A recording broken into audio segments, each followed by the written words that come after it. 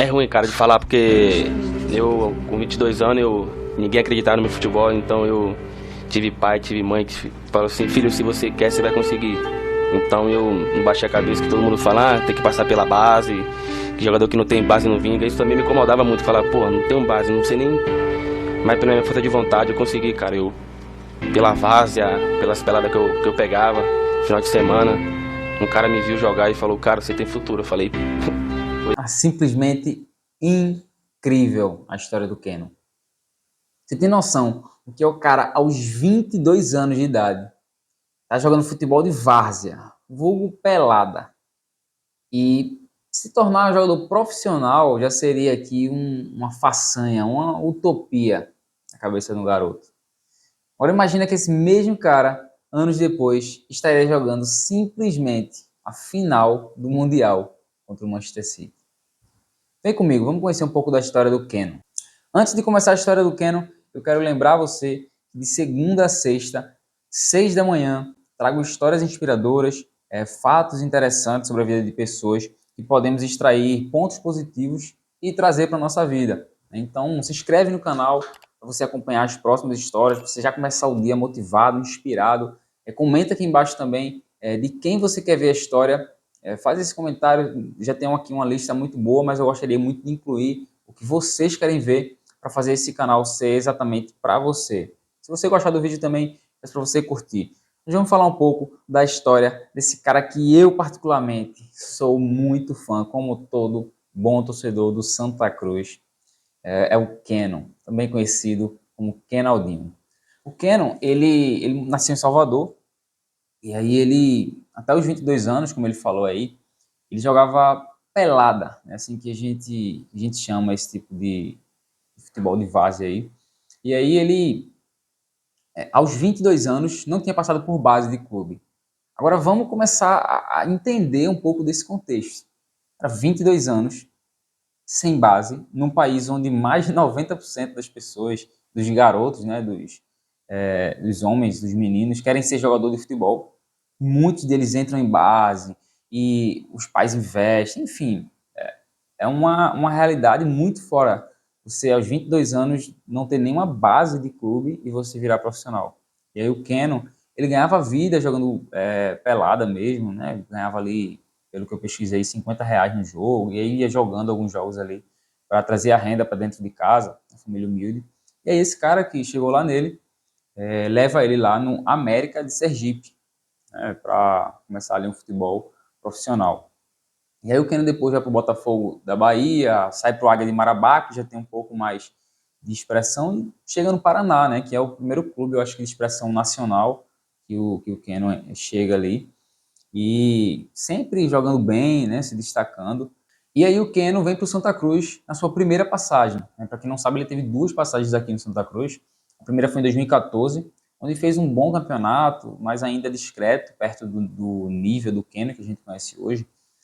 E aí ele já fez um bom campeonato, sai para o Atlas do México, né, e aí passa um tempo lá, volta para o Brasil, se não me engano, na Ponte Preta, e aí ele vem para o Santa Cruz em 2016, na sua segunda passagem. Aí é que começa a história, de fato, do Keno que a gente conhece hoje. Em 2016, ele simplesmente chegou aqui ganhando Taça Chico Sainz, né, que é um troféu mais discreto ali, mas tem uma certa notoriedade por ter sido em cima do Flamengo, né, pelo Santa Cruz. E aí ele ganha o Pernambucano, ganha a Copa do Nordeste, fazendo parte da seleção dos dois campeonatos, desses dois campeonatos, e revelação da Copa do Nordeste também. Então ele já ganha um status muito grande ali no primeiro semestre de 2016 e vai para o Brasileiro, um time muito bom de Santa Cruz ali naquele ano, e ele se destaca muito. Né? O Keno se destaca muito, e aí sai para o Palmeiras, já chega lá uma certa promessa ali de retorno para o Palmeiras, ganha um brasileiro lá e sai do futebol brasileiro para o futebol egípcio, para jogar no Pirâmides. E se eu não me engano, foi a maior contratação da história do futebol egípcio na ocasião. Aí é emprestado para o Al Jazeera, lá dos Emirados Árabes, e depois volta para o Brasil. Normalmente, quando os jogadores vão para o futebol árabe, ficam lá um bom tempo e voltam para o Brasil, é só para encerrar a carreira, né? Fazer ali o feijão com arroz. Cara, com o Keno foi diferente. Ele chega no Galo, no Atlético Mineiro, ele ganha 3 estaduais seguidos. O time do Atlético era muito bom, diga-se de passagem. Ganha Copa do Brasil, acho que Supercopa do Brasil, Campeonato Brasileiro. Jogou muito, sendo protagonista ali, fez gols importantes no título brasileiro do Atlético Mineiro. Enfim, é uma passagem muito boa pelo Atlético Mineiro, até que chega ao Fluminense. Aquele time muito bom também, que o Fluminense montou ali, o campeão da Libertadores. E aí ganha Campeonato Carioca, ganha ali Recopa Sul-Americana, ganha a Libertadores.